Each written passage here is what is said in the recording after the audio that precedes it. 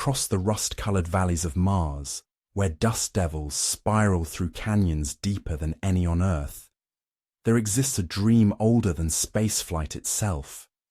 It is a vision painted in optimism and wonder, gleaming domes stretched across ancient plains, gardens growing beneath transparent shields, children born beneath alien skies who will never know the weight of Earth's gravity.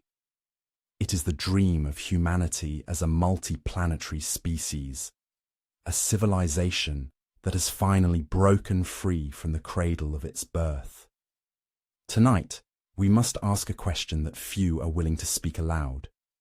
What if this dream, no matter how beautiful, no matter how inspiring, cannot be? The images are everywhere.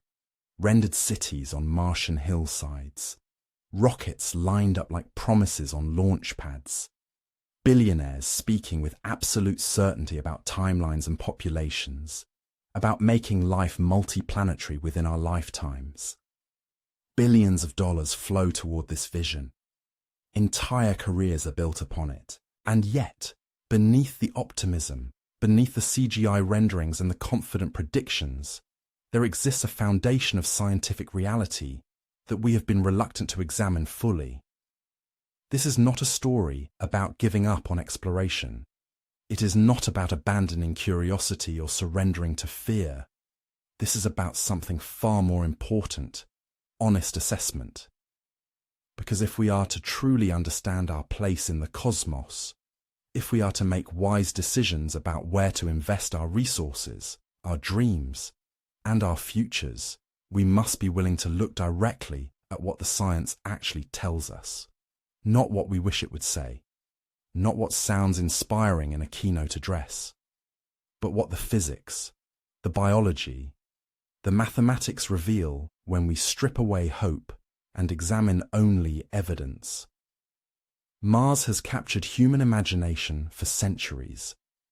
Before we had spacecraft, we imagined canals carved by ancient civilizations. Before we understood its atmosphere, we dreamed of forests and oceans hidden just beyond our telescope's reach. Even now, knowing it as a frozen desert with air too thin to breathe, we continue to project our deepest aspirations onto its surface. Perhaps this is because Mars seems so tantalizingly close to being Earth-like. It has polar ice caps. It has seasons.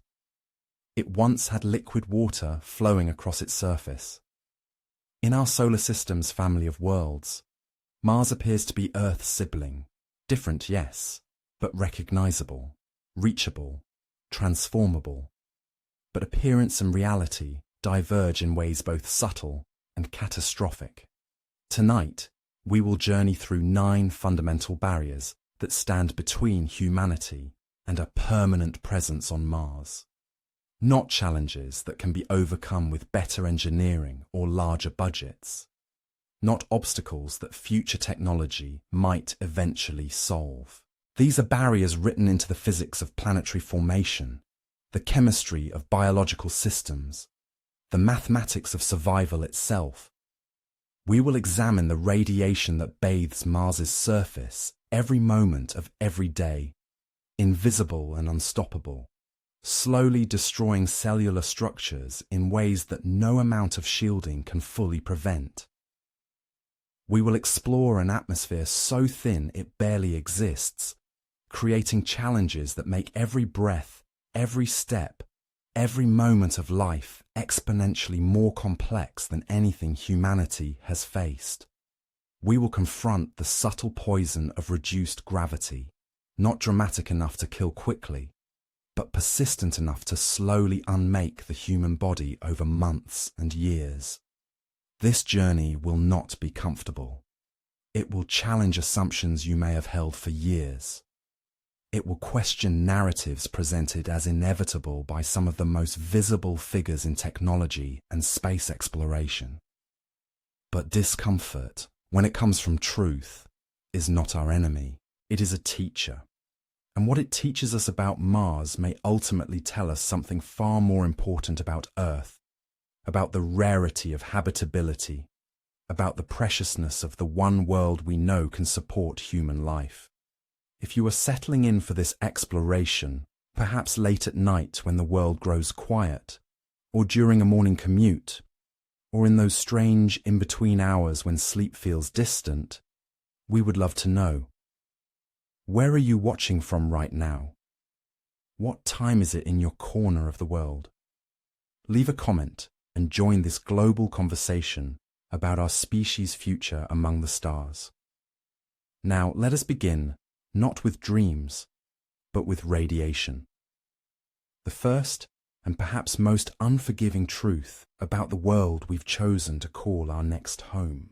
Before we can dream of cities beneath crimson skies, before we imagine children playing in pressurized domes, before we even consider the first permanent settlement, we must confront something invisible yet absolute.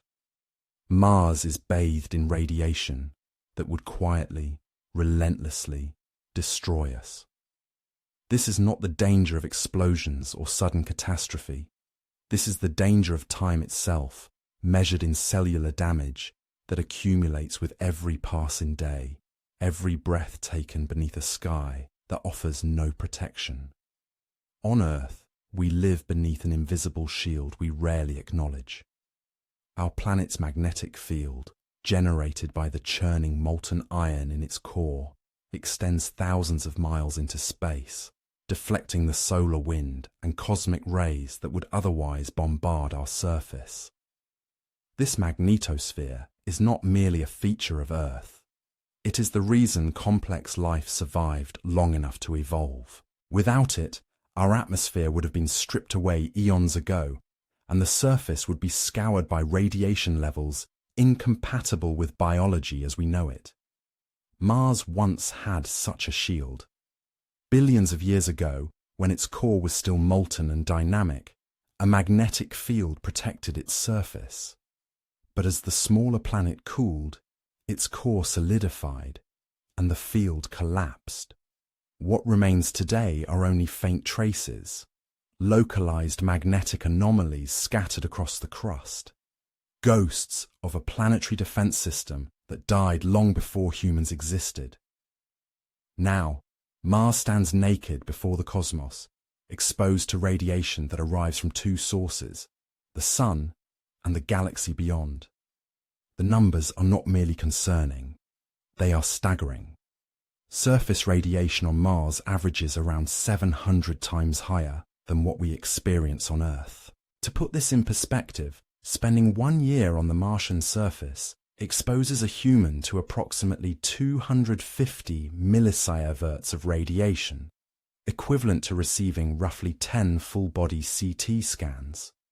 For comparison, the maximum annual exposure limit for nuclear power plant workers on Earth is 50 millisieverts. On Mars, you would exceed that threshold in less than 3 months, simply by existing there. But these are just baseline measurements calculated during periods of relative solar calm. The true danger emerges during solar particle events, sudden eruptions from the Sun that send torrents of high-energy protons streaming across the solar system. On Earth, our magnetic field deflects these particles harmlessly around us. On Mars, they strike the surface with full force.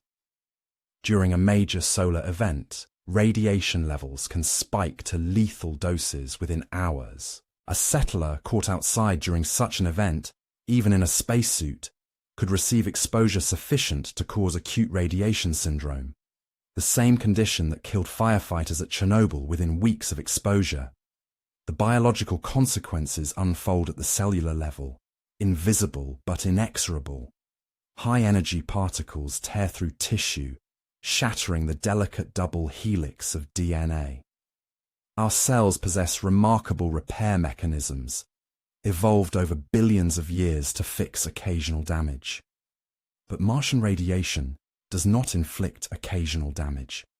It inflicts constant, overwhelming damage that outpaces the body's ability to heal. Each broken strand of DNA is a roll of the dice. Most repairs succeed, but some fail, and those failures accumulate.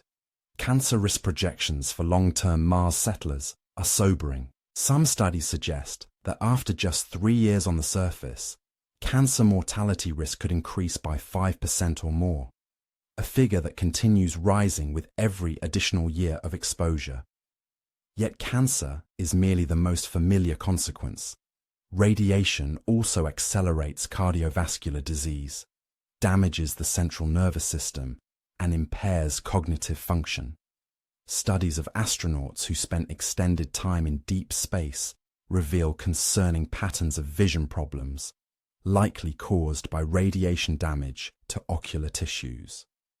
The brain itself, once thought relatively resistant to radiation, shows signs of accelerated aging and inflammation after prolonged exposure. On Mars, settlers would not simply face an increased risk of disease decades in the future. They would experience their bodies aging faster than they should, organs wearing out prematurely, minds becoming less sharp. The instinctive response is to suggest living underground, and indeed, this is the most commonly proposed solution. Martian regolith, the dusty soil covering the planet, does provide some shielding. Every meter of material between you and the surface reduces radiation exposure. Calculations suggest that approximately 5 meters of compacted regolith would reduce radiation to near-Earth levels. But this seemingly simple solution reveals layers of complexity the moment we examine it closely.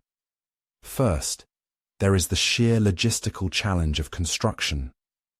Building underground on Mars means excavating vast quantities of rock-hard frozen soil with equipment that must function in extreme cold, thin atmosphere and with minimal maintenance support.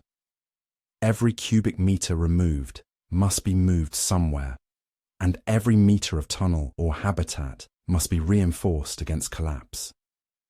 Mars experiences Marsquakes, seismic events caused by thermal contraction and tectonic stress. Building stable, radiation-proof underground cities is not merely an engineering challenge. It is an engineering challenge in one of the most hostile construction environments imaginable. Second, even if we succeed in building these subterranean havens, we condemn settlers to lives spent almost entirely underground. The psychological implications are profound. Humans evolved beneath open skies, with natural light governing our circadian rhythms, and vast horizons offering our minds space to rest. Extended confinement in artificial environments causes documented psychological stress, depression, and interpersonal conflict. Submarines and Antarctic research stations provide glimpses of this reality. Now imagine not a months-long deployment, but a permanent existence with the knowledge that stepping outside, even briefly, accumulates radiation damage that can never be undone.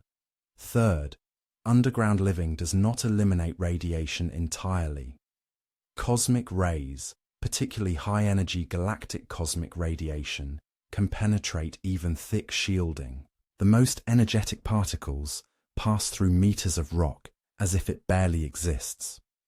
While underground habitats significantly reduce exposure, they do not eliminate it. Settlers would still accumulate damage, just more slowly. The question becomes not whether radiation will harm them, but how quickly. Current shielding technology offers limited hope. On Earth, we can build thick concrete barriers or use water as a radiation shield, relying on mass to absorb particles. But on Mars, every kilogram of material must either be transported from Earth at astronomical cost or manufactured locally with equipment that must itself be transported and maintained. Proposals for advanced shielding using magnetic fields to deflect particles as Earth's magnetosphere does remain theoretical. Generating a field strong enough to protect even a small habitat would require enormous power and technology we have not yet developed. The energy requirements alone would dwarf anything currently possible with solar panels in Mars' dim sunlight. To truly comprehend the radiation problem is to understand that Mars is, in a very real sense, more hostile than the Chernobyl exclusion zone. Background radiation in the most contaminated areas near the destroyed reactor measures around 10 millisieverts per year. On Mars, you receive 25 times that dose annually, continuously, with no possibility of evacuation to a safer location. We have created memorials to the tragedy of Chernobyl, acknowledging it as one of humanity's greatest technological disasters. Yet we speak casually of sending people to live permanently in an environment where radiation exposure is orders of magnitude worse. This is not a problem we can simply engineer away with clever designs or optimistic assumptions. This is physics, immutable and indifferent. Mars lacks the one thing that makes Earth habitable, a planetary-scale defense against the radiation that permeates our solar system. Without it, every human on Mars becomes a long-term radiation patient, their cells slowly degrading, their cancer risk climbing year after year, their bodies sacrificed to the dream of settlement. The radiation problem is not the only challenge facing Mars colonization, but it may be the most fundamental because it affects every human, every moment, in ways both invisible and inevitable. It is a reminder that some barriers are not technological, but existential. And as we continue examining the uncomfortable truths about Mars, we find that radiation is merely the first of many invisible forces working against us. We imagine stepping out onto Mars, planting a flag, breathing through a simple oxygen mask, much like climbing Everest. But Mars offers no such mercy. The atmosphere that surrounds the red planet is not merely thin, it is functionally absent, a ghost of what atmosphere means on Earth. To understand why humans can never casually exist on Mars is to first understand that the very air around us, the invisible shield we take for granted, simply does not exist there in any meaningful way. Mars' atmospheric pressure sits at approximately 0.6% of Earth's, not 60%, not 6%, but less than 1%. To grasp what this means, we must think beyond numbers. On Earth, at sea level, the atmosphere presses down on us with a force of about 14.7 pounds per square inch. This pressure keeps our bodily fluids in their liquid state, allows our lungs to extract oxygen, and creates a buffer between our fragile biology and the vacuum of space. On Mars, that pressure drops to roughly 0.88 pounds per square inch. It is not an atmosphere in the protective sense. It is the edge of nothing. This brings us to a threshold most people have never heard of, yet it defines the absolute limit of human survival, the Armstrong limit. Named after aerospace physician Harry Armstrong, this is the altitude, or in this case, the pressure level, at which water boils at human body temperature. On Earth, this occurs at about 63,000 feet above sea level. On Mars, the entire planet exists below this limit. What does this mean for an unprotected human? It means that without a pressurized suit, the fluids in your soft tissues, your saliva, the moisture in your lungs, the fluid around your eyes, would begin to vaporize. You would not explode, as popular science fiction suggests, but you would swell. Your tongue would bubble. Your vision would blur as the surface of your eyes began to boil. Consciousness would be lost within 15 seconds. Death would follow shortly after. This is not a distant danger, mitigated by technology. This is the baseline reality of Mars. Every single human activity outside a pressurized habitat requires a full pressure suit, not just an oxygen supply. You cannot crack a window. You cannot step outside for fresh air. You cannot feel the wind on your face without a helmet designed to maintain Earth-like pressure around your head. Unlike Earth's highest mountains, where supplemental oxygen can sustain climbers at extreme altitudes, Mars offers no gradient of survivability. There is no acclimatization.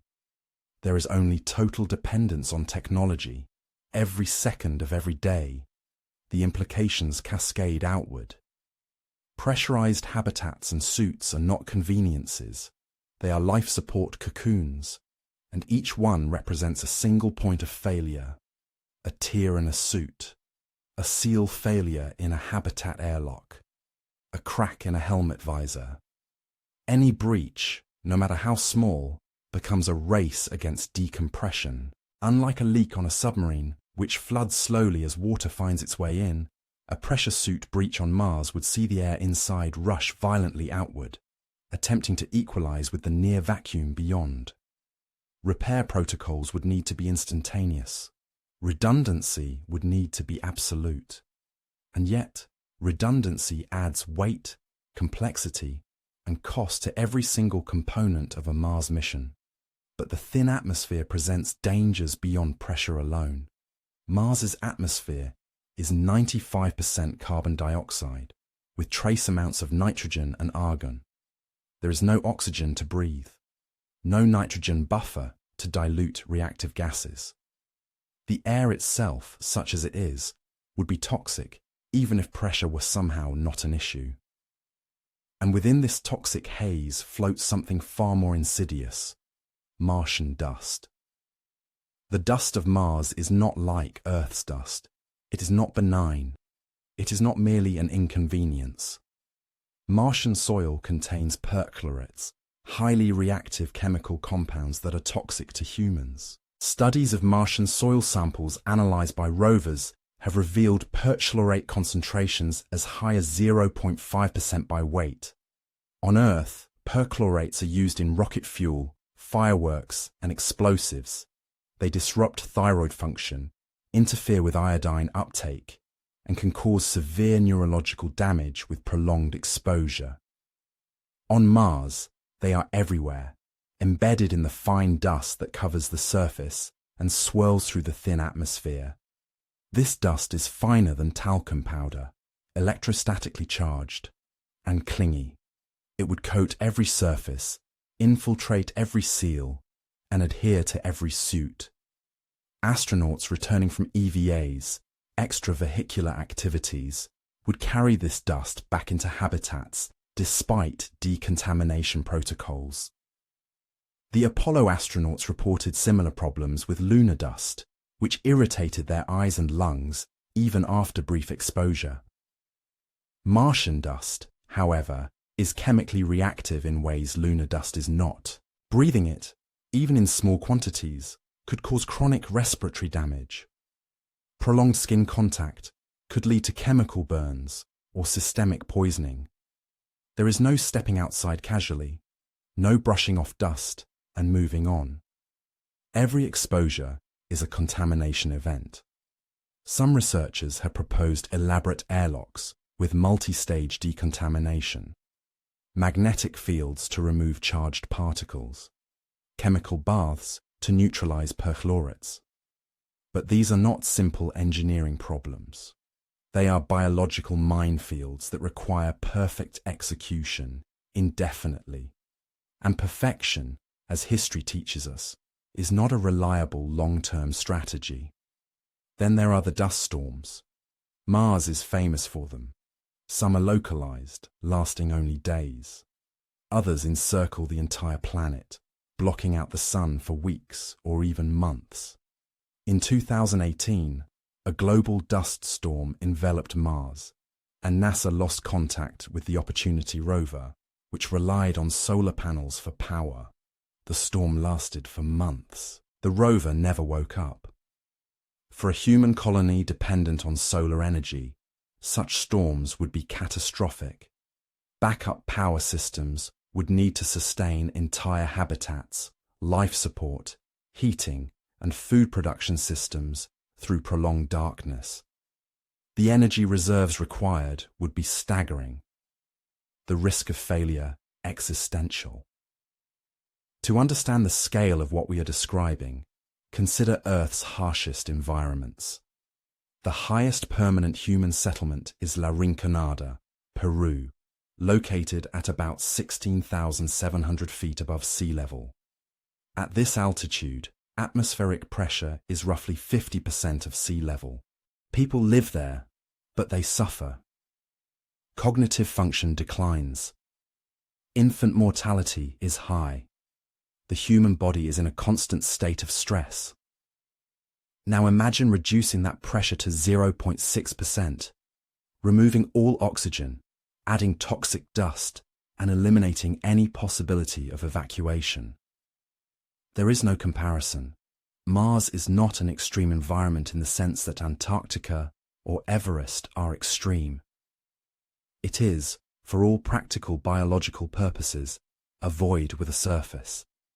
Even pressurized habitats cannot entirely escape the atmosphere that isn't there. Maintaining internal pressure requires constant energy and vigilance.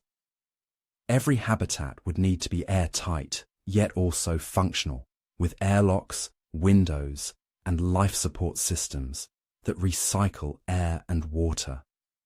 The mechanical complexity alone introduces countless potential failure points. A fire inside a pressurized habitat, surrounded by a carbon dioxide atmosphere, could not be vented safely. Temperature regulation, already a challenge in Mars's thin air, would be further complicated by the need to maintain pressure differentials. The habitat would not be a home. It would be a spacecraft that never launches, a permanent emergency shelter in a place that offers no refuge. The atmosphere that isn't there is not a gap we can fill with technology alone. It is a fundamental absence, a missing layer of reality that makes Mars incompatible with human biology at the most basic level. We cannot thicken the air. We cannot neutralize the dust. We cannot step outside without sealing ourselves away from the planet entirely. And in that sealing, we find not freedom, but fragility.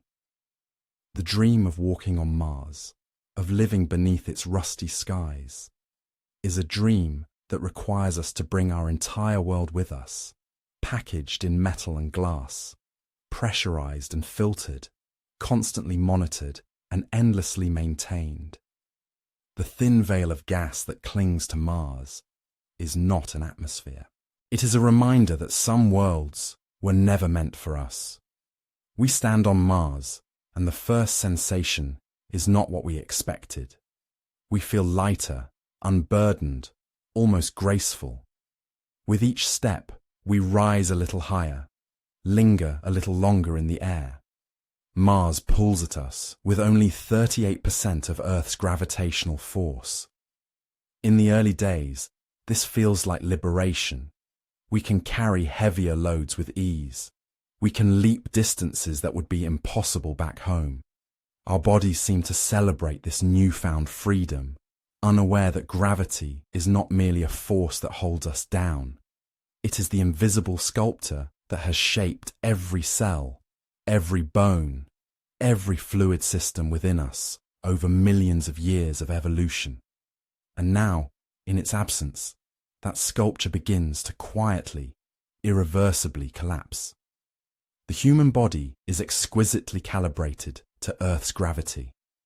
Every heartbeat, every breath, every movement has been refined under the constant pull of 9.8 meters per second squared. Remove even a portion of that force, and the body begins to interpret the change not as relief, but as emergency.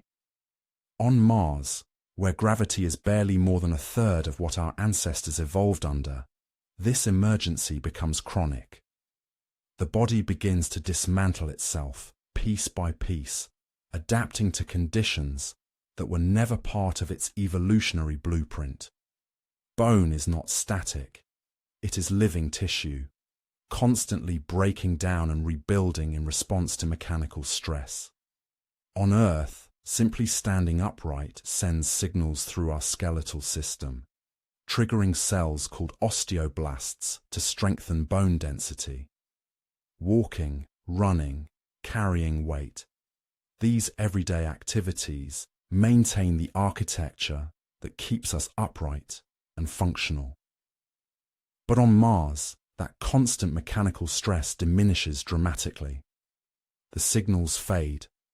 The body, in its efficiency, concludes that maintaining dense, heavy bones is wasteful in a low-gravity environment. Osteoclasts, the cells that break down bone, continue their work. But osteoblasts, the builders, slow down. The balance tips toward dissolution. Studies aboard the International Space Station, where astronauts experience microgravity for months at a time, reveal the trajectory of this decline.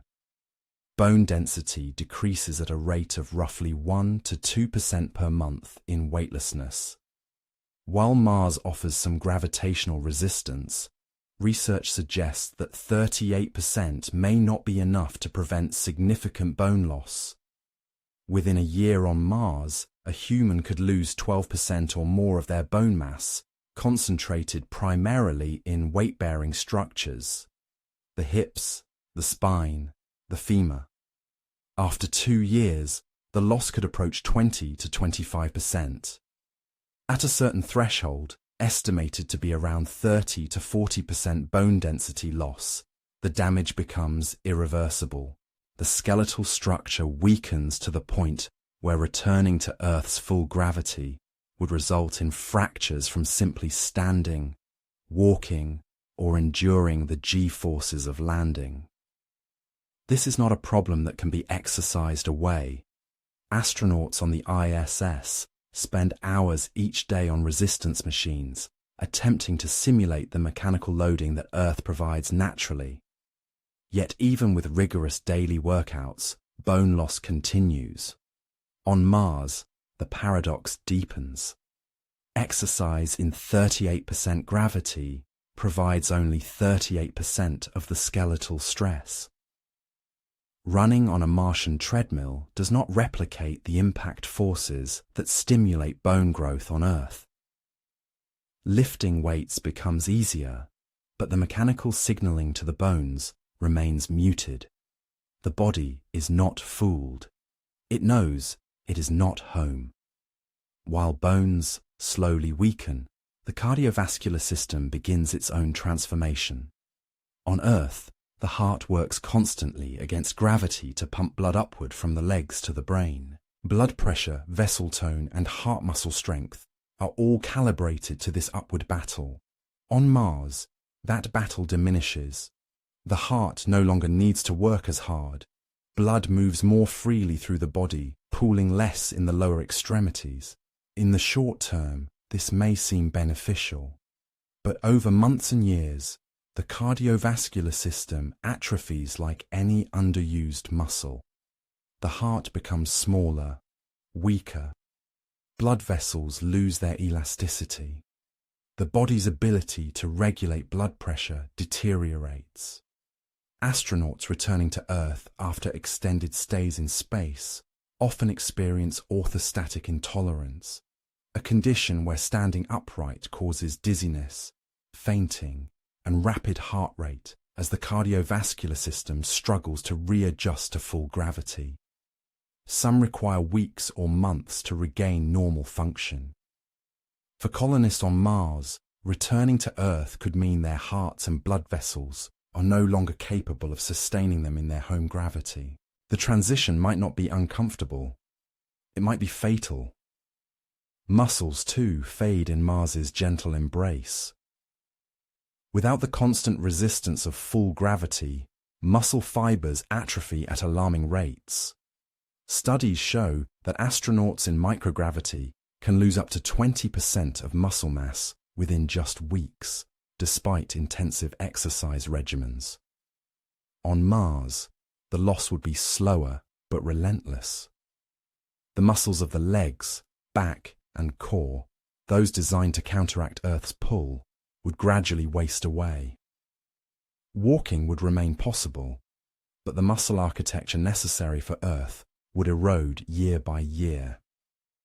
Perhaps most insidious is a phenomenon observed in astronauts, but not yet fully understood.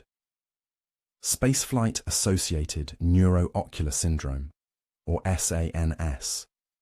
In reduced gravity, bodily fluids redistribute. On Earth, gravity pulls fluids downward, concentrating them in the legs and lower body. In space, fluids shift upward, pooling in the head and chest. This redistribution increases pressure within the skull, compressing the optic nerve and flattening the eyeball. The result is progressive vision impairment. Some astronauts return from months in space with permanent changes to their vision, requiring corrective lenses they never needed before. On Mars, with its partial gravity, the extent of fluid redistribution remains uncertain. Will 38% gravity be enough to prevent SANS, or will colonists gradually watch their vision deteriorate, their eyes literally reshaped by the planet itself? The answer is not yet known, but the question lingers like an omen. And then there are the questions we have barely begun to ask. What happens to a child conceived and born on Mars? Human fetuses develop in the gravitational field of Earth, their bones forming under the pull that has shaped our species. On Mars, would a developing skeleton grow properly? Would muscles develop the strength necessary for life on Earth? If a child is born on Mars and lives there into adolescence, their entire physiology would be Martian. Their bones, their heart, their muscles, all calibrated to 38% gravity. Such a person might never be able to visit Earth. The gravitational force of their ancestral home could crush them under its weight, their bodies unable to support themselves in the world that created them. This is not science fiction. This is physiology. Gravity is not merely a backdrop to life. It is a fundamental environmental parameter that defines the limits of biological function. We have evolved under one gravitational constant for hundreds of millions of years. Altering that constant, even partially, triggers cascading changes throughout every system in the human body. Some of these changes might be managed with future medical interventions, artificial gravity environments, or genetic modifications. But as of now, with the technology and understanding we possess, long-term habitation on Mars means accepting a one-way transformation. A transformation that turns colonists into beings who can never truly come home. The 38% problem is not about strength or willpower. It is about the slow, invisible dismantling of the human form in an environment it was never designed to inhabit.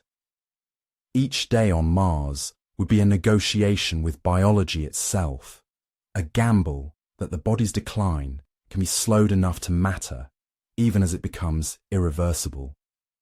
Gravity, we learn, is not just what holds us to the ground, it is what holds us together. And on Mars, that hold begins, quietly and inevitably, to slip away. Water, the foundation of all life as we know it, exists on Mars. This much is true. Instruments have detected it. Satellites have mapped it. Rovers have confirmed its presence beneath the rusty surface. And yet, the promise of Martian water is perhaps the most seductive illusion in the entire narrative of colonization. For water on Mars is not a resource waiting to be used. It is a challenge wrapped in layers of ice, dust, and energy requirements so extreme that accessing it may cost more than it could ever provide. The story begins millions of years ago, when Mars was wetter, warmer, perhaps even habitable. Rivers carved channels across its surface. Lakes pooled in ancient craters. An atmosphere thick enough to sustain liquid water cloaked the planet's impossibility. But that Mars is gone, stripped away by solar winds and time. What remains is not an oasis, but a graveyard of water, locked away in frozen crypts beneath the regolith. hidden in polar ice caps kilometers thick and scattered in trace amounts through soil so dry it rivals the most arid deserts on Earth. Satellite observations have revealed vast deposits of subsurface ice, particularly in the mid-latitudes of both hemispheres. These deposits lie anywhere from a few centimeters to several meters beneath the surface, sometimes extending dozens of meters deep. On paper, this sounds promising. Water just beneath our feet, waiting to be extracted. But accessing this ice is not like drilling a well on Earth.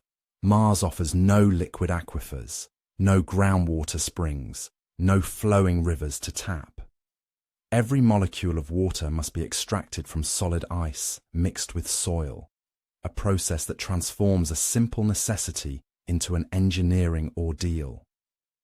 To melt Martian ice requires energy, enormous amounts of it.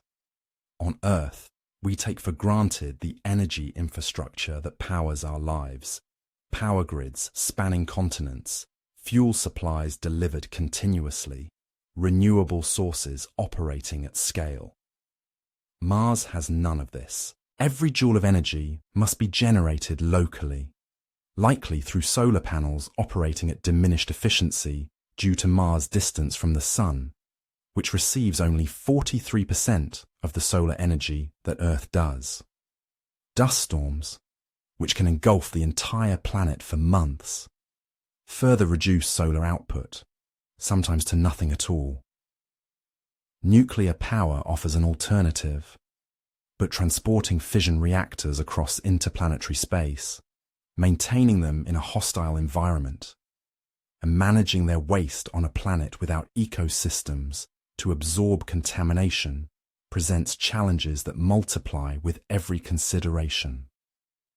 Even if sufficient energy were available, the process of extracting water from Martian ice is far from straightforward. The ice is not pure. It is mixed with regolith, Martian soil laden with perchlorates, toxic compounds that are abundant across the planet's surface. Perchlorates are not merely contaminants. They are poisons, harmful to human health and destructive to equipment. Any water extracted from Martian ice would require extensive purification before it could be consumed, used for agriculture, or even processed into breathable oxygen. Filtration systems, chemical treatments, distillation processes, all of these demand additional energy, additional equipment, and additional points of failure in an environment where failure means death. But perhaps, some suggest, we could harvest water directly from the atmosphere. Mars's thin air does contain trace amounts of water vapor, measured in parts per million. Atmospheric water harvesting, a technology proven in Earth's deserts, could theoretically extract moisture from the Martian atmosphere. Yet the reality is humbling. Mars's atmosphere is less than 1% as dense as Earth's. Even in the most humid regions of Mars, atmospheric water content is negligible. The energy required to process vast volumes of thin air to extract minuscule amounts of water would far exceed the energy required to simply melt subsurface ice. Atmospheric water on Mars is not a solution. It is a mirage, theoretically possible, but practically unattainable at any meaningful scale. Then there is the question of closed-loop water systems, the recycling technologies that would be essential for any Mars colony. On the International Space Station, astronauts recycle approximately 90% of their water, capturing moisture from breath, sweat, and urine, then purifying it for reuse. This is an extraordinary achievement, a testament to human ingenuity. And yet, even in the controlled environment of the ISS, with constant resupply missions from Earth, water loss is unavoidable. Filters degrade, systems malfunction, small amounts escape into the vacuum of space during maintenance. A 10% loss rate might seem acceptable in Earth orbit, where resupply arrives regularly. On Mars, separated from Earth by months of travel time, even a 5% loss rate becomes catastrophic over years. Consider a colony of 100 people, each requiring approximately 50 litres of water per day for drinking, hygiene, food preparation, and agriculture. That is 5,000 litres daily, 1.825 million litres annually. If closed-loop systems achieve 95% efficiency, the colony would still lose 91,250 litres per year. This lost water must be replaced, meaning continuous extraction from Martian ice, continuous energy expenditure, continuous system operation without significant failure. A single extended equipment breakdown, a dust storm that reduces power generation for weeks, or contamination that requires system purging could deplete reserves faster than they can be replenished. Water on Mars is not merely about finding it. It is about maintaining it, protecting it, preserving it against loss, in an environment fundamentally hostile to liquid water. Mars's atmospheric pressure is so low that liquid water cannot exist on the surface except briefly, before evaporating or freezing. Any water storage system must be pressurized, heated, and sealed against the near vacuum outside. Leaks that would be trivial inconveniences on Earth become emergencies on Mars. A crack in a storage tank, a faulty seal on a processing unit, a breach in a recycling system. Any of these could result in water loss that takes weeks or months to replace. There is a deeper consideration, one rarely discussed in optimistic visions of Mars colonization. Water is not just hydrogen and oxygen. It is a carrier of minerals, a solvent for chemistry, a medium for biological processes. Martian water, even after purification, may contain mineral compositions unlike anything on Earth. We do not yet fully understand how long-term consumption of water processed from Martian ice might affect human health. Will trace elements accumulate in the body over years? Will mineral imbalances cause subtle but irreversible damage? These questions cannot be answered from Earth. They require long-term human presence on Mars, and by then, it may be too late to reverse course.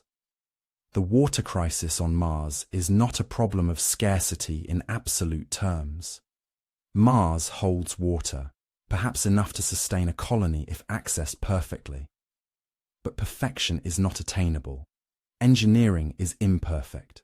Humans make mistakes. Equipment fails. And on Mars, where resupply is impossibly distant and local resources demand energy we can barely generate, the margin for error vanishes entirely. Water, the molecule that made Earth a living world, becomes on Mars a reminder of fragility. It exists, but just beyond reach. Accessible, but at costs that compound endlessly. Present, but in forms that resist us at every turn. The dream of Martian water is not a lie, but it is not salvation either. It is a challenge so immense that it may ultimately prove that some worlds, no matter how close, remain forever out of reach for human habitation. Even if we could shield ourselves from radiation, breathe air we manufacture, and withstand the weakened pull of gravity, we would still face a challenge as fundamental as existence itself. We must eat. On Mars, the question is not simply whether we can grow food. It is whether we can grow enough food with the right nutrients using alien soil under a dim sun, in an environment that has never known the intricate dance between plant and pollinator, between seed and season. The answer emerging from decades of research is unsettling. Mars may not be able to sustain a food chain complex enough to keep humans alive, not just surviving, but truly living. The soil of Mars, what scientists call regolith, is not soil at all in the earthly sense. It has never been touched by decomposition, never enriched by the decay of leaves, never transformed by the bacteria and fungi that make Earth's dirt alive with potential. Martian regolith is closer to powdered rock, a chemical desert laced with perchlorates, toxic compounds used on Earth as rocket fuel and explosives. These perchlorates saturate the surface, and when ingested even in small amounts, they disrupt thyroid function in humans, interfering with the hormones that regulate metabolism, growth, and cognitive function. Plants can absorb perchlorates from soil. Any crop grown in untreated Martian regolith would concentrate these toxins, turning every meal into a slow poisoning. Removing perchlorates is possible, but it requires washing the soil with vast quantities of water. A resource we've already established is desperately scarce. The process is energy-intensive, time-consuming, and must be repeated continuously. Every kilogram of edible food would require kilograms of processed regolith, liters of precious water, and hours of labor under conditions where a single soot breach could be fatal. But even if we purify the soil, we face another invisible barrier: light. Mars orbits farther from the Sun than Earth, receiving only 43% of the solar energy that bathes our homeworld. For human eyes, this might seem like a dim afternoon. For plants, it is the difference between abundance and starvation. Photosynthesis, the ancient process that converts light into life, operates on thresholds. Below a certain intensity, plants cannot generate enough energy to grow, reproduce, or even sustain themselves. On Mars, natural sunlight hovers near that threshold. Crops would grow slowly, weakly, their yields a fraction of what the same seeds would produce on Earth. To compensate, we would need artificial lighting, massive arrays of LEDs powered by solar panels or nuclear reactors, illuminating greenhouses day and night. The energy cost would be staggering. Every calorie of food produced would require multiple calories of energy input, an equation that becomes increasingly unsustainable as the colony grows. We would not be farming. We would be operating biological factories, converting electricity into nutrition, with all the inefficiency that entails. Consider the lessons of Biosphere 2, humanity's most ambitious attempt to create a closed ecological system. In the early 1990s, 8 people were sealed inside a vast structure in Arizona, surrounded by carefully cultivated ecosystems designed to be completely self-sustaining. Within months, oxygen levels began to drop. Carbon dioxide accumulated. Crops failed to produce sufficient calories. The crew lost weight, their bodies consuming themselves in the absence of adequate nutrition. Conflicts erupted. Insects that were meant to pollinate crops died off, while others, like cockroaches and ants, thrived uncontrollably.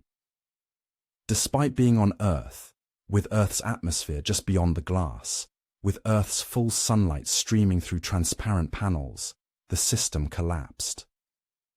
The crew had to be resupplied. Oxygen had to be pumped in. The dream of a truly closed system dissolved into the reality that ecosystems are not machines we can simply assemble and operate. They are living networks of staggering complexity, evolved over billions of years, interconnected in ways we barely comprehend. If we could not sustain 8 people in the comfort of Arizona, how can we imagine sustaining hundreds on a planet where the very air is poison? On Mars, the caloric mathematics become brutal. An average adult requires approximately 2,000 to 2,500 calories per day, more if engaged in the physically demanding labor that would define Martian life. To feed a single person for 1 year requires growing, harvesting, and storing an enormous quantity of food. Studies estimate that feeding one person from Martian agriculture would require between 200 and 400 square meters of intensively farmed greenhouse space, depending on crop selection and growing efficiency. For a colony of just 100 people, we would need greenhouses covering 4 football fields, all pressurized, all temperature controlled, all illuminated artificially, all irrigated with recycled water. The infrastructure required is monumental. The energy consumption is constant, and the margin for error is non-existent. A single system failure, a contamination, a pest outbreak, a lighting malfunction could result in famine. Then there is the silent absence that would haunt every Martian greenhouse: pollinators. On Earth, much of our food depends on insects, birds, bats, and wind patterns that have co-evolved with flowering plants over millions of years. Bees alone are responsible for pollinating more than a third of the crops we eat. On Mars, there are no bees, no butterflies, no wind currents shaped by forests and oceans. We could attempt hand pollination, gently brushing pollen from flower to flower, but the labor required would be immense and the effectiveness uncertain. Some researchers propose importing bees or other insects, creating miniature Earth-like ecosystems within sealed habitats. But insects are fragile. They require specific temperatures, humidity levels, and food sources. They are vulnerable to disease, to environmental stress, to the very radiation we are trying to escape. An insect population could collapse as easily as it could thrive, and with it, the entire food supply. We would not just be colonists, we would be gardeners, tending to an impossibly delicate web of life, knowing that a single thread breaking could unravel everything. Even if crops grow, even if they are pollinated and harvested, there remains a quieter, more insidious problem: nutrition. The human body requires more than calories. It needs vitamins, minerals, amino acids, fatty acids, dozens of compounds that must be obtained from a diverse diet. On Earth, this diversity comes naturally. We eat fruits, vegetables, grains, legumes, meats, dairy, nuts, seeds. Each contributes something unique. On Mars, agricultural space and energy would force colonists toward a handful of high-calorie, fast-growing staples: potatoes, wheat, soybeans, perhaps algae or insects for protein. This narrow diet would lack essential micronutrients. Vitamin B12, found primarily in animal products, would be scarce. Omega-3 fatty acids, critical for brain function, would be difficult to obtain. Fresh fruits and vegetables, rich in antioxidants and phytonutrients, would be luxuries rather than staples. Over months and years, deficiencies would accumulate. Immune systems would weaken. Cognitive function would decline. Bones, already stressed by low gravity, would become more brittle without adequate vitamin D and calcium. Supplements could help, but they must be manufactured or imported, adding yet another dependency to a system already stretched beyond sustainability. The energy cost of food production in such a hostile environment cannot be overstated. Every step requires power. Heating greenhouses against the Martian cold, which plunges to -80 degrees Fahrenheit at night. Pressurizing habitats to prevent the thin atmosphere from sucking moisture from soil and plants. Running lights for 12 to 16 hours daily to simulate Earth's growing seasons. Purifying water, processing waste into fertilizer, monitoring air composition to prevent toxic gas buildup. The infrastructure becomes a vast, interconnected machine, and like all machines, it requires constant maintenance, constant fuel, constant vigilance. A society struggling just to eat is a society with no surplus, no capacity for exploration, no room for failure. It is a society perpetually on the edge of collapse. In the silence of Martian greenhouses, rows of crops would grow under artificial suns, tended by people who might never taste a fresh apple, never smell rain on soil, never see a bee dance from blossom to blossom. They would eat efficiently, scientifically, but not joyfully. Food would cease to be culture and become mere sustenance, a calculation of inputs and outputs. And in that transformation, something profoundly human would be lost. The impossible food chain of Mars is not just a technical challenge. It is a reminder that life, true abundant life, is not a problem to be solved with engineering alone. It is a gift of Earth, woven from billions of years of evolution, and it does not transplant easily to worlds that have never known its touch. We like to imagine Mars as merely a bit colder than a harsh winter on Earth. A place where you might see your breath, pull your collar tighter, and wait for the sun to rise a little higher. But the numbers tell a different story. The average temperature on Mars is around -63 degrees Celsius. That's not a bad night in Antarctica. That's closer to the inside of an industrial freezer that never, ever turns off. And averages hide the true brutality.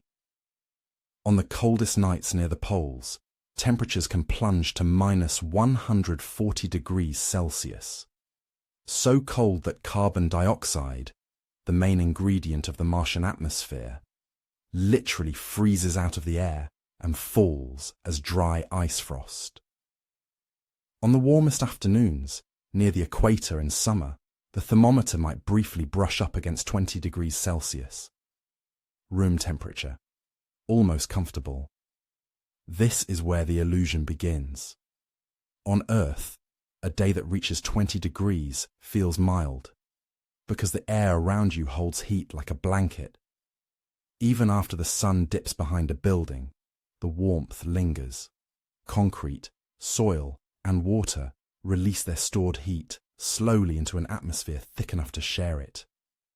You live not in direct sunlight, but inside a world wrapped in insulation. On Mars, that room temperature afternoon is a lie told by a single number. Step into the shade, and the warmth evaporates instantly. The Martian atmosphere is less than 1% the thickness of Earth's. There is almost nothing there to hold heat, to spread it around, to soften the edges between day and night. In the time it takes you to notice that your visor has frosted at the corners, the temperature can swing tens of degrees. For human life and human technology, this isn't just cold, it is thermal chaos. Every material we bring to Mars, metal, glass, plastic, composite, expands as it warms and contracts as it cools. On Earth, we design around this with modest margins. Bridges flex with the seasons. Rail lines have gaps to accommodate summer heat. Buildings breathe with the weather, but slowly, predictably. On Mars, the daily thermal cycle is more like bending a paperclip back and forth until it snaps. A habitat wall might be baked on one side by unfiltered sunlight, while the other side faces air that could freeze carbon dioxide. Exterior panels heat and cool, again and again, over hundreds of degrees across their surfaces. Microscopic cracks form in joints, seals, and welds. Over months and years, those invisible fractures widen. Gaskets that were once airtight begin to leak. Structural supports lose their strength grain by grain. A simple solar panel is no longer simple.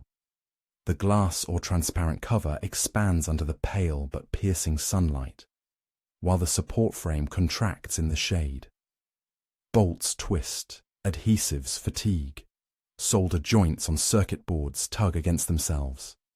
The power system that keeps you alive quietly ages with every sunrise and sunset, not in decades, but in cycles of mere hours. Here, time is not just counted in souls, Martian days, but in expansions and contractions, each one a tiny stress, each stress a step toward failure. Keeping humans alive inside this environment is essentially a battle against the universe's desire to turn all things cold and still. On Earth, when you heat a room, you're working with the atmosphere, not against it. Warm air circulates, retains energy, spreads comfort. A small radiator in a well-sealed house can keep a family warm all night. On Mars, your habitat is a pressurized bubble surrounded by near vacuum and bitter cold. Heat doesn't just drift away. It radiates relentlessly into the darkness, like a fire in open space. There is almost nothing outside to slow it down. Inside, you need Earth-like temperatures, maybe around 20 degrees Celsius. Outside, it might be -80. That's a 100-degree difference across a few centimeters of wall. Every square meter of your habitat is screaming to equalize, to let the heat bleed out. To maintain that difference, you must constantly pour energy into heaters, thermal loops, and life support systems, not only to keep the air warm, but to keep water from freezing in pipes, lubricants from turning into wax, batteries from losing their charge capacity, and delicate electronics from drifting outside their operating ranges. Mars does not offer you a free lunch with those warm daytime highs. Because there is no dense atmosphere to store that gentle afternoon heat, almost nothing carries over into the night. The moment the sun touches the horizon, temperatures begin their plunge. Any system that assumed the day's warmth might buy it a few extra hours is quietly mistaken. Surviving on Mars thermally means assuming night is always coming, and that it comes fast. Robotic landers and rovers on Mars already give us a preview of this struggle. The failures we see are often subtle. A mechanical arm that no longer extends, a motor that draws more current than it should, a tiny crack in an antenna feed line that slowly widens until the signal fades. In extreme cold, metals become brittle, plastics lose flexibility, O-rings and seals can stiffen, no longer forming perfect barriers against leaks. Lubricants congeal or evaporate in the low pressure. Electronic components face repeated temperature shocks that can lead to solder joint fractures and micro cracks in circuit boards. The kinds of failures that don't appear all at once, but accumulate quietly, like fatigue in an overworked muscle. Engineers already wrap Mars hardware in layers of insulating blankets, build-in heaters, and hibernate instruments through the coldest periods. And these precautions are for small, unmanned machines we willingly abandon when they fail. A rover that dies in the Martian night becomes a heroic relic. A human habitat that fails in the Martian night becomes a tomb. This is where the challenge deepens. Machines can accept wide swings in temperature as long as they stay within durable limits. Humans cannot. Your body carefully regulates its own internal temperature, maintaining roughly 37 degrees Celsius within a narrow band. A few degrees too low or too high for too long, and systems begin to shut down. On Earth, in a winter storm, you can put on layered clothing and trust that the air around you, though cold, still participates in your survival. It slows heat loss. It lets you breathe. It carries water vapor away from your skin. You and the atmosphere are in constant, delicate negotiation. On Mars, outside your habitat, there is no negotiation. A pressurized suit must keep you warm not just against cold air, but against almost no air. It has to provide your atmosphere, your pressure, your oxygen, your waste removal, and your thermal control. All in a package you can move in, climb in, and work in, hour after hour. To keep you from overheating in sunlight, the suit must remove excess heat from your body. To keep you from freezing in the shade, it must add heat back in. This happens through complex loops of coolant, phase change materials, and radiators. Every movement you make, Every tool you lift, every step you take across the dusty soil generates heat your body must shed. Every minute you stand still in a shadow tries to steal that same heat away. So the suit is not clothing. It is a miniature spacecraft, constantly adjusting, constantly compensating, constantly one malfunction away from letting the cold in. Imagine a routine surface walk. You leave the habitat at midday, when the ground is almost pleasant, and the sun sits high in a butterscotch sky. Your external sensors read 10 degrees Celsius. Manageable, you think. You work for an hour on a solar array. Exert yourself, sweat lightly. The suit's cooling system hums quietly, wicking heat away from your skin. Then a dust cloud passes overhead. Sunlight dims. Surface temperatures tip rapidly downward. Your life support must now reverse its role, from cooling you down to keeping you warm, without missing a beat. A pump, a valve, a controller has to change state quickly enough that your core temperature never notices what's happening outside. This ballet of thermal control has to proceed flawlessly, every time, for every astronaut, for as long as a colony exists. When we discuss Mars in grand terms, domes, cities, forests under glass, we rarely speak about the countless heaters humming beneath the floors, the layers of insulation wrapped around pipes, the backup systems waiting silently for the moment when a bearing finally cracks from thermal fatigue. We don't often imagine the sound of emergency alarms in the night when a temperature sensor in a remote module starts to fall faster than it should. The thermal nightmare of Mars is not only in how cold it is, but in how often it demands your attention. The planet refuses to carry any of the burden. There is no stabilizing ocean, no thick sky to soften extremes, no gentle seasonal buffer. Every degree of comfort, every pocket of liquid water, every warm breath of air must be created, maintained, and defended by technology that never gets to rest. On Earth, warmth is a shared property of the planet. On Mars, warmth is an act of continuous defiance. And defiance by its nature cannot last forever without cost. The journey to Mars is often drawn in lines of fuel and physics, measured in months of travel and miles of vacuum. But there is another distance, more difficult to chart. It is not between Earth and Mars, but between one human mind and another, stretched thin across the void. On Mars, every message sent to Earth becomes a kind of time capsule. Depending on the alignment of the planets, a signal can take anywhere from 4 to 24 minutes to travel one way. You say, hello, and nearly an hour can pass before a full conversation returns to you. Jokes no longer land in real time. Cries for help can never be answered instantly. A simple, casual, "What do you think?" becomes a question hurled into a slow, echoing canyon. We are used to a world where connectivity is nearly immediate, where a video call feels like a window and a text feels almost like touch. On Mars, those illusions fall away. There are no live phone calls with family, no real-time therapy sessions, no calling mission control to say something is wrong and hearing a voice reply, "We're here, stay with us." By the time Earth hears you, whatever happened has already happened. Every conversation becomes a letter from the past, arriving in a future you have already had to face alone.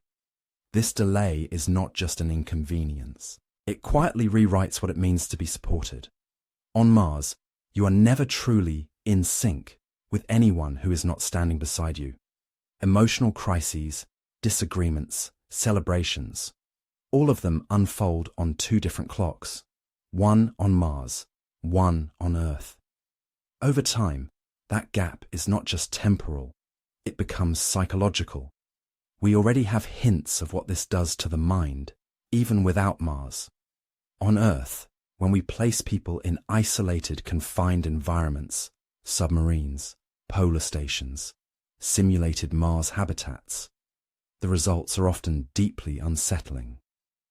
In long-duration confinement studies, crew members report sleep disturbances, irritability, depression, and sudden drops in motivation. Groups that start as cohesive teams can fracture along subtle social lines. Friendships develop. So do rivalries. Minor annoyances, someone's laugh, someone's habits, someone's smell, can swell into disproportionate sources of stress in a sealed environment you can never leave. These experiments are carefully selected, carefully trained, and heavily monitored. They have exit doors, safe words, helicopter evacuations if something goes wrong. And still, we see what psychologists call third quarter syndrome. After the initial novelty and before the final countdown home, morale and mental health tend to dip sharply. Time seems to stagnate. Dreams become strange. Small conflicts grow teeth. On Mars, there is no third quarter. There is no nearby civilization to come pick you up if a mind begins to fracture. There is only the base, the dust, and the thin sky. Step outside a Martian habitat, and the world is vast. But it is not alive in any way the human brain evolved to understand. The sky is not blue, but a muted, oxidized pink. The horizon is low, the air unmoving, the light filtered through a haze of rust. There are no trees, no waves, no birds, no sound except the whisper of your suit systems and the crunch of your boots in fine regolith. At first, this might feel sublime, a landscape of another world, a privilege beyond anything imagined by previous generations. But day after day, month after month, the sameness begins to press in. Every walk is through the same palette of reds, browns, and dusky oranges. Every view from every window tells the same story. Rock, dust, sky, silence. On Earth, even in cities, we are bathed in sensory variation. The rustle of leaves, the change of weather, the hum of distant traffic, the smell of rain. On Mars, the senses are curated by machines. Air recycled, water filtered, light controlled, sound dampened by insulation and metal walls. The brain, which grew inside forests and savannas and oceans, finds itself inside a loop of repeated patterns. This is not classic sensory deprivation. The lights are on, the screens are glowing, but it is a deprivation of change, of randomness, of the unexpected life that fills a living planet. This monotony doesn't just bore. It can erode. Sleep cycles become fragile. Dreams can grow intense as the brain tries to compensate for the lack of stimulus. Some Antarctic researchers report that they stop reading, stop initiating hobbies, stop caring about things that once mattered. They describe a creeping emotional flattening, as if the environment has sanded down their inner world to match the snow outside. Now, imagine that snow replaced with endless dust, the nearest tree 140 million miles away. Inside the habitat, the social world becomes its own kind of alien landscape. A Mars base is not just a workplace. It is a small, sealed society from which there is no exit. Every person is both colleague and neighbour, emergency contact and potential threat, confidant and witness. There is nowhere else to go, no other group to drift into if social bonds weaken. If two people cannot stand each other, they must still share air, food, and fragile infrastructure. We can look to submarines for a partial parallel. Crews spend months underwater, in tight quarters, with strict hierarchies and routines. They too have no windows to a living world. Yet a submarine can surface. A mission can be cut short. The ocean above is still Earth. Familiar sky, familiar gravity, familiar ecosystems awaiting return. The psychological contract is clear. You are away, but you are coming back. A Martian settlement has no such guarantee. Launch windows home open only every 26 months. A true emergency evacuation could be impossible. The knowledge that you might be stuck, that home is not a quick ascent away but a planet-wide operation, changes the weight of every conflict. A harsh word is no longer something you can walk away from. It is something you must wake up with again and again, inside the same walls, under the same thin atmosphere. In such a setting, mental health is not just personal, it is infrastructural. What happens when one crew member develops severe depression, or psychosis, or becomes suicidal? On Earth, we call emergency services. We admit someone to a hospital. We bring in specialists. On Mars, the specialists are months away by rocket and minutes away by radio delay. The people tasked with maintaining life support might also be the ones trying to manage a crisis they are not trained to handle. Do you restrain someone if they become a danger to themselves or others, knowing the space is tiny and the memories will linger? What does informed consent mean when leaving is not an option? If a person decides they no longer want to live in a place they can never leave, what duty does the colony have to preserve life? And at what cost to everyone else's sanity? These ethical questions are not theoretical curiosities. In small isolated teams, even on Earth, we already see fractures. Reports from Antarctic stations describe long feuds, silent treatments that last months, and episodes of violence. Yet there, the spectre of a rescue helicopter always exists. On Mars, the only ambulance is time. Then there are those who might never know Earth at all. The children born into Martian gravity and Martian confinement. For them, Mars is not an exile. It is home. But it is a home with boundaries drawn at the airlock and the fragile curve of a pressure dome. The blue sky, the oceans, the forests they see in books and old recordings would become myths of another world. Their bones may never withstand visiting. A 38% gravity childhood could leave their bodies too fragile to safely endure Earth's pull. What does it do to a developing mind to grow up under that invisible ceiling, knowing that your parents chose this fate for you? Some might embrace it, becoming proud citizens of a new world. Others might feel a deep, unresolvable grief for a birthright they can never claim, a birthright of salt air, open water, rain on skin. This is generational trauma, not from a single catastrophe, but from a continuous awareness of limitation, the knowledge that your entire life is contingent on machines working and on adults never making a fatal mistake. A childhood where real forests are stories, where outside means a suit, a checklist, and the permanent whisper that if anything tears, you die. Even in the coldest, loneliest places on Earth, Antarctic winter stations, isolated research outposts, there is still the comforting thought. Beyond the ice, life is roaring on. Cities are buzzing, forests breathing, billions of people moving freely under a thick sky that needs no engineering. The isolation is a season, a crossing of a difficult chapter in a book filled with other pages. On Mars, isolation is not a chapter. It is the book. We often talk about Mars as a frontier, a new Wild West for human courage and ingenuity. But the human mind is not a machine that simply operates wherever it is placed. It is an organ grown in conversation with Earth, its cycles of day and night, its sounds, its colours, its crowds, its infinite, messy vitality. To imagine Mars as a second home is to imagine a mind that can thrive in a place where distance cannot be crossed by a phone call, where every friendship is inescapable, where silence stretches for millions of miles in all directions. Perhaps such minds can exist.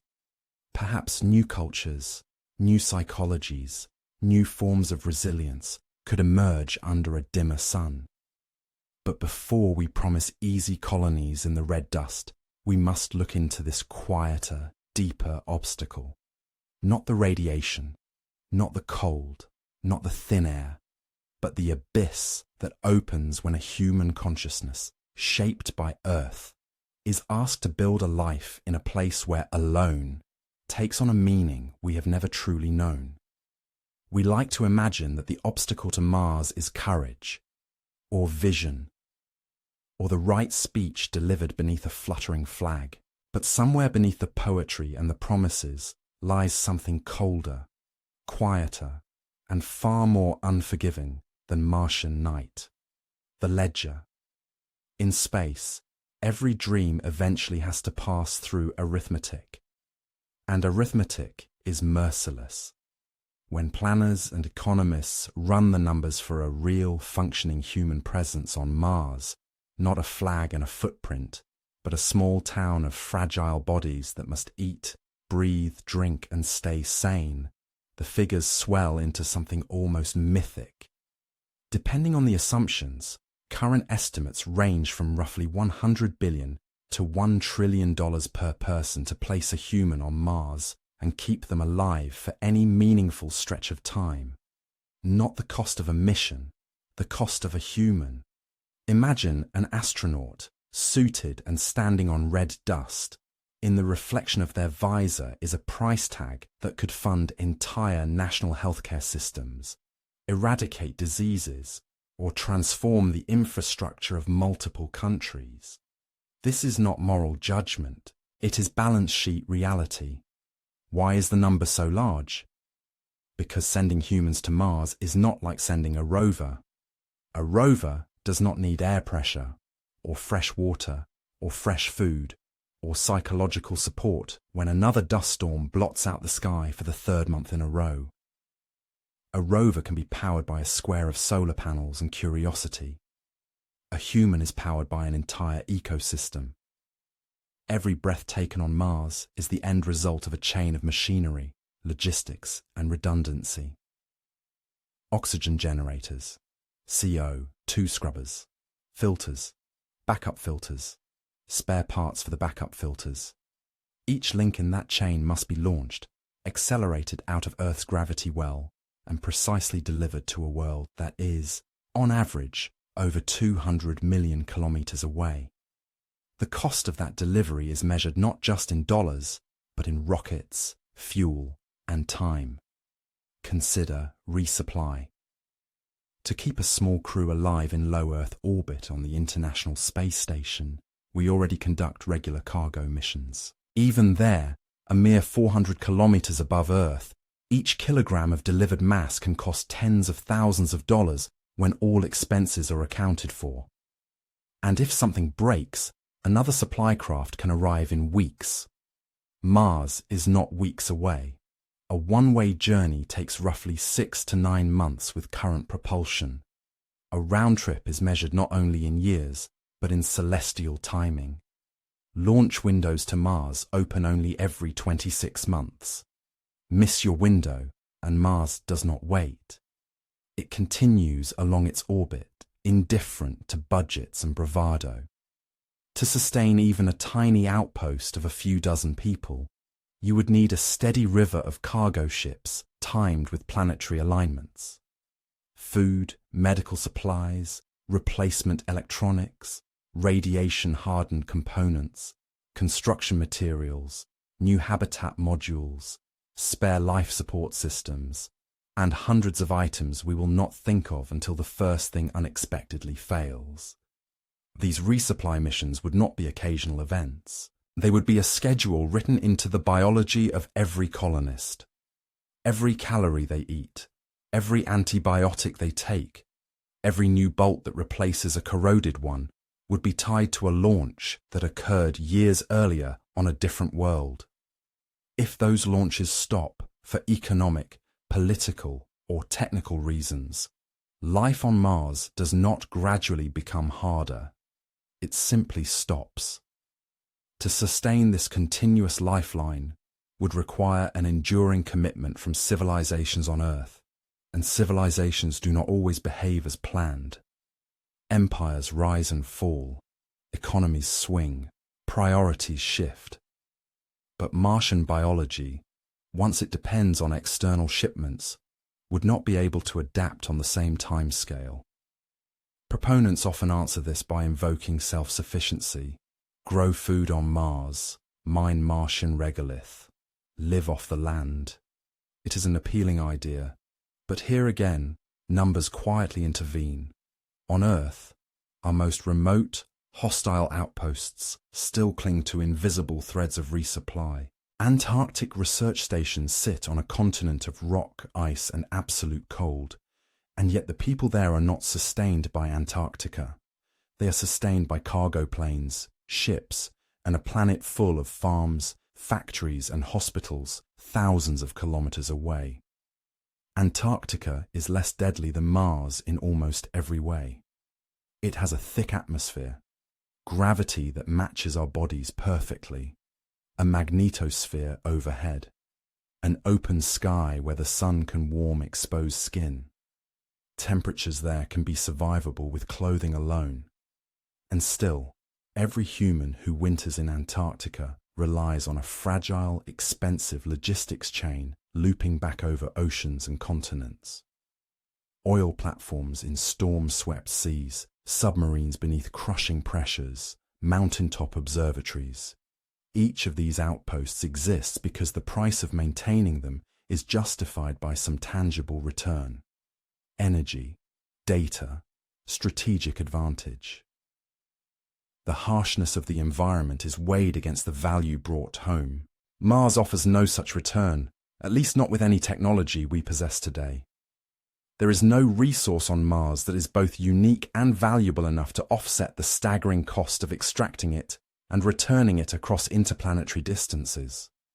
Metals, water ice, even potential future fuels can generally be acquired more cheaply closer to home, on Earth, in near-Earth asteroids, or from the Moon, where the gravitational barrier is gentler and the trip is shorter. Unlike Earth's deserts or polar caps, Mars does not sit atop hidden oil fields or rare deposits that can be profitably shipped back. And even if it did, the cost of that return trip would likely erase any advantage. A Martian mining operation by current economics would be like operating a gold mine, where every nugget must be escorted individually in a private jet. The dream, then, must be justified not by direct economic return, but by something else. Species survival, scientific discovery, the sheer audacity of becoming multiplanetary. These are powerful motivations, but they are also difficult to maintain over generations of taxpayers, shareholders, and shifting political winds, especially when the price per resident climbs into the hundreds of billions. Some argue that technology will fix this, that reusable rockets, advanced robotics, and in situ resource utilization will drive costs down the same way air travel went from a luxury to a commodity, and technology will help. It already has.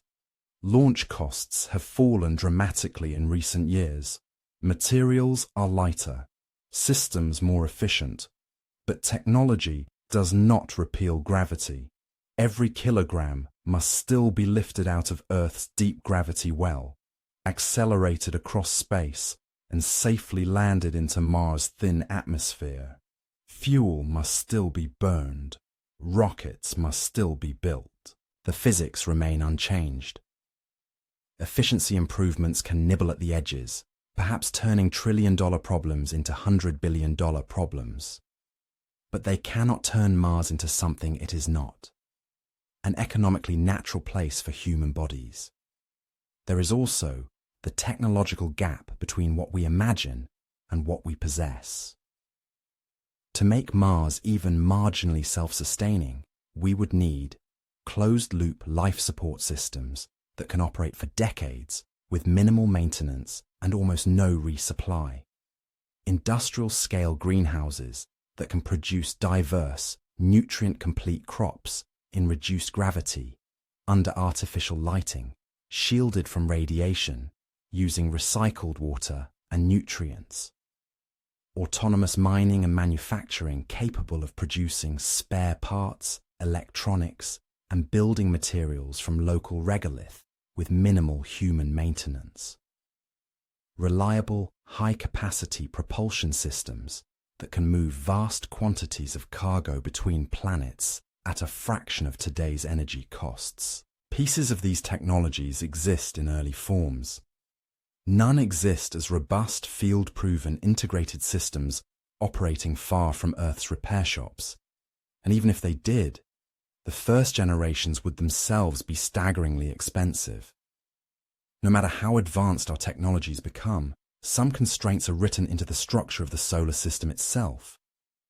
Distance dictates travel time. Time dictates resupply cadence. Gravity dictates energy cost. Radiation dictates shielding mass. Each of these adds zeros to the budget.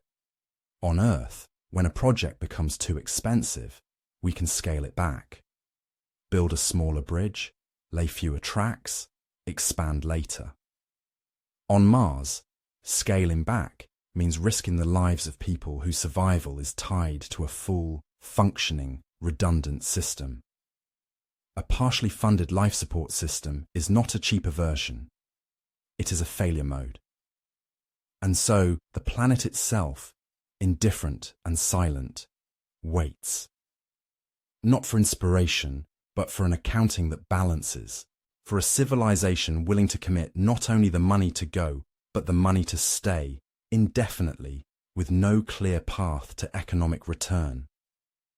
Until then, Mars remains a paradox, a dream priced at a level only a thriving, abundant Earth can afford, yet offering no immediate abundance in return.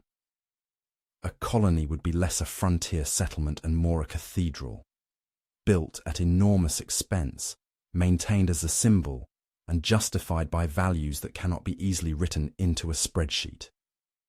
Numbers do not forbid us from going to Mars. They simply reveal the scale of the sacrifice. Every dollar launched into the sky is a dollar not spent curing disease, stabilizing climates, feeding the hungry, or exploring worlds closer to home. To choose Mars is to choose how we value wonder against need, how we weigh the romance of a red horizon against the invisible gravity of economics. Physics sets the floor. Arithmetic sets the ceiling.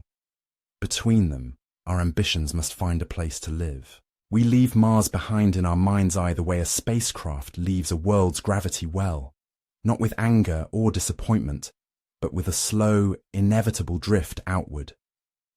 The red disk shrinks in the viewport. The dust storms soften into a faint blur. What once filled our imagination now becomes a quiet, distant ember. But if Mars is not our second Earth, if its soil will never truly cradle unhelmeted human footsteps, then what comes next? Does the dream of becoming a multi-planet species end here, frozen in the thin Martian air? Not at all. The story doesn't end on Mars. It simply changes chapters. It turns out, the most realistic future for humanity in space may not be a single heroic colony on a hostile planet, but a network of quieter, stranger, and far more practical refugees among the rocks, rings, and emptiness. We begin closer to home. So close, in fact, that we've already been there. The moon. From Earth, it looks still, almost gentle, just a familiar white coin in the sky. But the moon is not gentle. Its surface is a desert of razor-sharp dust, wild temperature swings, and searing radiation. In many ways, it is as unforgiving as Mars. And yet, for a civilization trying to learn how to live beyond Earth, the moon offers something Mars never can. Proximity. A 3-day journey instead of 6 months. A round trip measured in days and weeks, not multi-year commitments. A place where, if something goes wrong, we can at least try to come back. A lunar base need not be a romantic city under glass. It might begin as a cluster of modules, half buried in regolith near the poles, where ancient craters hide shadows that have never seen sunlight. In those shadows, we found something precious, water ice, locked into the soil like time capsules from the early solar system, water that can be turned into air to breathe, water that can be split into hydrogen and oxygen for rocket fuel, water that can sustain life in a place that has never known oceans or rain. Here, on the rim of a crater, a small outpost could glow softly in the eternal twilight. Solar panels arcing toward the low sun, radiators unfurling like metallic leaves, astronauts stepping carefully across a landscape where each footprint might last 1,000,000 years. On the moon, we can practice everything Mars would demand of us: radiation shielding, habitat construction, closed-loop life support, but with a safety net. We can learn how to build with local materials, melting regolith into bricks, 3D printing walls from moon dust. Every mistake is a lesson we can survive. The moon becomes not a final destination, but a training ground, a kindergarten for a species learning to stand in space without falling. But the real revolution in our future may not happen on any planet at all. Imagine instead that we stop trying to live at the bottom of gravity wells and start living between them. High above Earth, in orbits we already occupy with silent satellites, we could build habitats that are neither planets nor stations in the way we currently imagine them. Giant rotating cylinders, O'Neill cylinders, each many kilometers long, turning slowly to create artificial gravity along their inner surfaces. Inside, down, would be the curved interior wall. Up would be the sky, a second strip of land arcing overhead, so close you could see houses on the other side with a good pair of binoculars. Sunlight could be guided in by enormous mirrors, filtered and softened until it feels like an endless spring afternoon. Weather would not be a chaotic accident of nature, but something programmed and managed. Morning mists on schedule, gentle rains timed to agricultural needs, warm evenings by design. Here, gravity isn't a curse that breaks our bones when we leave it. It is an adjustable setting. Spin the cylinder a bit faster, higher gravity. Spin it slower, lower gravity. Match Earth's pull for people who need it. Experiment with Martian or lunar gravity in other habitats, not on the surface of unforgiving worlds, but in controlled environments where failure does not mean death.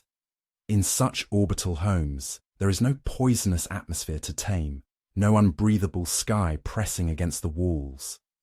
Everything that sustains life, air, water, soil, exists only because we put it there and maintain it.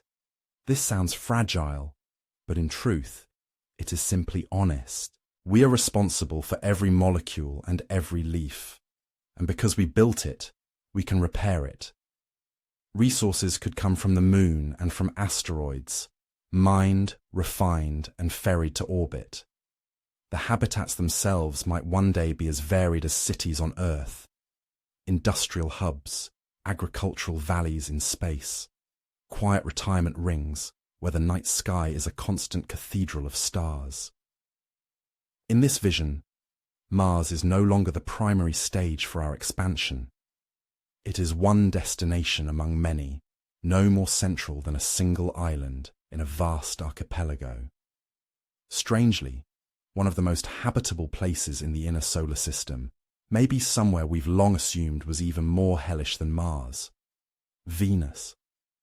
On the surface, Venus is a nightmare. Temperatures hot enough to melt lead, pressures high enough to crush a submarine, an atmosphere thick with carbon dioxide and clouds of sulfuric acid. It is a world that burns and crushes and dissolves everything we know, but not everywhere. About 50 to 60 kilometers above the surface, the story changes. In that high golden haze, temperatures fall to something eerily familiar, roughly room temperature. The pressure becomes similar to Earth's at sea level. The thick atmosphere above acts as a powerful radiation shield. Here, floating in the clouds, you find a place more gentle than Mars will ever be. In theory, vast aerostat cities, floating habitats buoyed by the very air they contain, could drift through these Venusian skies. Filled with breathable nitrogen and oxygen, these cloud cities would actually be lighter than the surrounding carbon dioxide atmosphere, like enormous hot air balloons. From the windows, you would not see a barren desert of rock. You would see endless layers of cloud lit from above by a brilliant yellow sun, and from below by the diffuse glow of a smothered world. It would be both beautiful and unsettling, an ocean of vapor over an ocean of fire. Is this where humans will live one day? We do not know. The engineering challenges are extraordinary. The corrosive nature of the clouds, the constant need for lift and stability, the distance from Earth, all are formidable. But it reminds us of something important. The universe is not limited to our first intuitions. The most habitable places beyond Earth may not be obvious. They may exist in strange layers and narrow bands, zones of possibility hidden within hellscapes. As we search those zones, one truth becomes clear. The best explorers of these harsh frontiers will not be us. They will be our machines. Robotic probes do not need air to breathe. They do not fear radiation. They do not dream of green fields and blue skies. Spirit and Opportunity roamed Mars for years in conditions that would kill a human in minutes. Curiosity and Perseverance continue that work today, drilling ancient rock, tasting thin air, storing samples for a future return. For science, robots are not a compromise. They are a superpower. A human mission to Mars might carry a few people and a few tons of scientific instruments. A robotic fleet can scatter landers, rovers, and orbiters across the planet, each tuned to a different question. They can fail and be replaced without funerals. They can venture into canyons and craters no human mission planner would ever risk. And beyond Mars, only robots have carried us to the outer planets. They have flown through Saturn's rings, skimmed Jupiter's storms, landed on a comet, touched down on Titan's freezing lakeshores. They are our senses extended into spaces where we, as fragile biological beings, cannot go. If the goal is knowledge, robots win. If the goal is survival, the answer lies not out there first, but back here, on Earth. The uncomfortable truth beneath the uncomfortable truth about Mars is this: the easiest planet to terraform is the one we are already standing on. We dream of warming Mars, thickening its atmosphere, melting its ice, and coaxing a dying world toward life, all while we are actively thickening Earth's atmosphere in dangerous ways, melting our own ice caps and pushing our climate into unfamiliar territory. Mars becomes a mirror. It shows us what happens when a world loses its air, its magnetic shield, its liquid water. It is not a backup drive stored safely on a cosmic shelf. It is a cautionary tale carved in basalt and dust. Everything we learn from studying Mars, the loss of its atmosphere to space, the evolution of its climate, the possibilities and limits of habitability, feeds back into a single, urgent question. How do we keep Earth livable? Understanding Martian dust storms helps us model global climate systems. Tracing its ancient riverbeds and lakebeds deepens our understanding of water cycles and planetary habitability.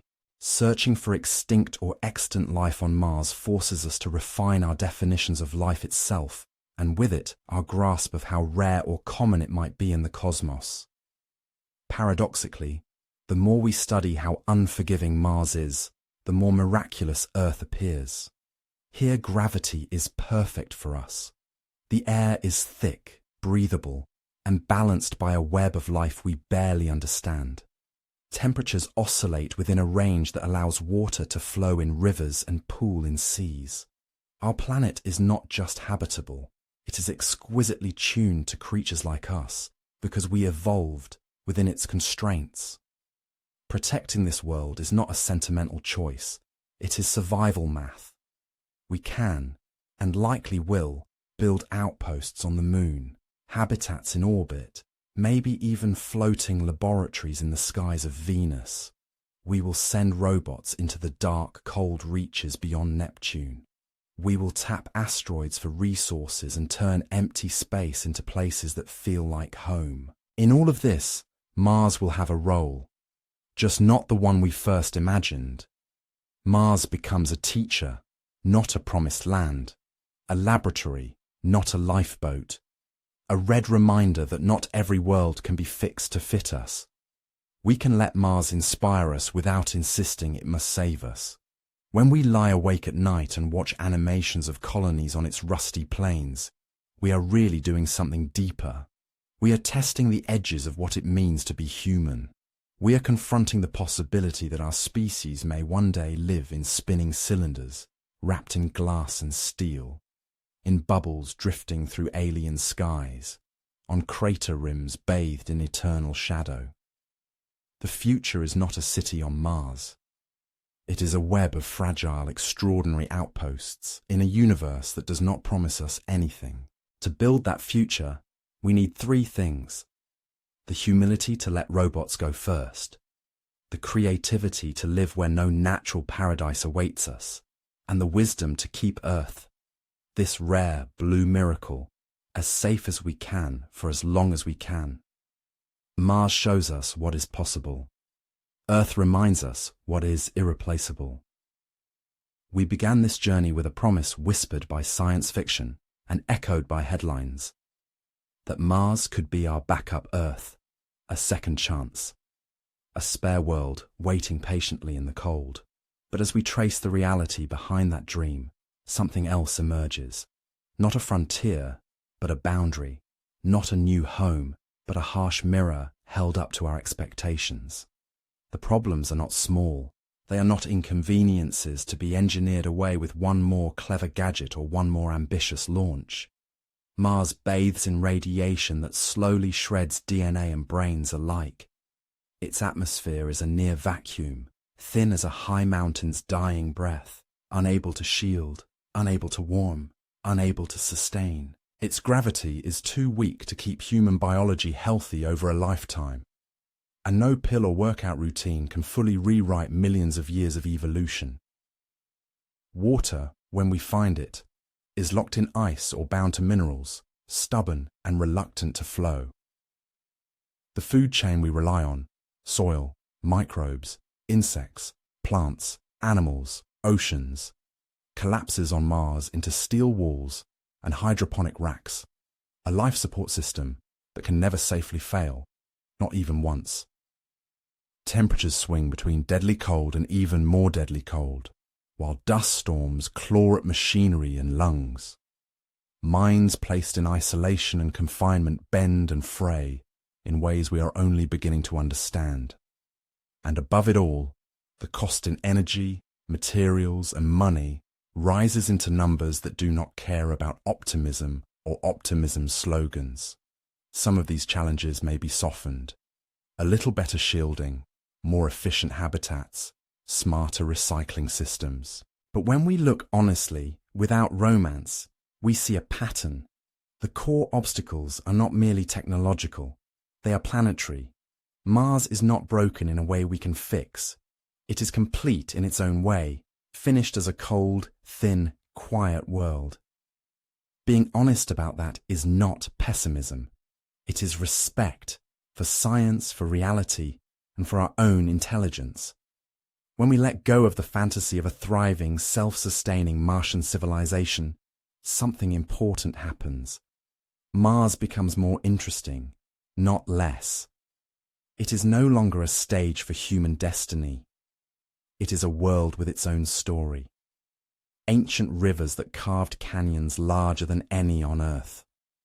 Volcanoes that once reached higher than any mountain we have ever climbed.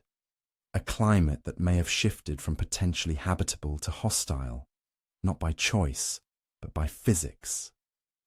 Seen this way, Mars is not a promised land. It is a case study, a control experiment in what happens when a planet just slightly like ours goes another way. Exploring Mars without the colonization myth allows us to ask cleaner questions. Did life ever spark there? How long did liquid water last? What exactly went wrong, and how close did Mars come to becoming something Earth-like before it slipped away? These are not consolation prizes. They are the kinds of answers that feed every other branch of planetary science, climate science, and astrobiology. Understanding why Mars failed as a cradle for complex life might be one of the most important scientific projects we ever undertake. Not to move there, but to understand why we can remain here. Honesty about Mars also frees our creativity. When we stop promising a world that cannot deliver our needs, we can redirect human ingenuity toward problems that can, toward building more resilient societies on Earth, toward cleaning the air we have, rather than chasing thin air we cannot breathe, toward protecting coastlines, stabilizing climates, restoring ecosystems, and expanding knowledge rather than escape routes. We can still go to Mars, send robots, maybe brief human expeditions, outposts that are not seedling cities, but laboratories on another shore of the cosmic ocean. Mars can be our teacher, our distant workshop, even our harsh mentor, without ever pretending to be our home. As this journey winds down, we are left with a quieter, more profound conclusion. Earth is not one planet among many.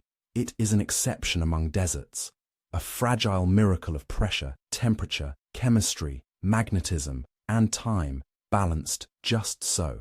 For now, and for a very long time, this is not just our first home, it is our only one. If this exploration has given you something to think about, a new angle on Mars, or a deeper appreciation for Earth, consider gently tapping like, leaving a comment, and subscribing to the channel. It helps this little corner of the internet reach others who fall asleep to questions about the universe. Let me know in the comments where you're listening from tonight. A city, a small town, somewhere under cloudy skies or clear ones. If you'd like to support these slow journeys through space and science a bit more, you can also join the channel as a YouTube member. That's completely optional, and the videos will always remain here for you, whether you join or not. For now, as you drift towards sleep, remember this. We do not need a new world to make life meaningful. We need to understand the one we already have, and to care for it with the same awe we feel when we look up at Mars, glowing faintly in the dark.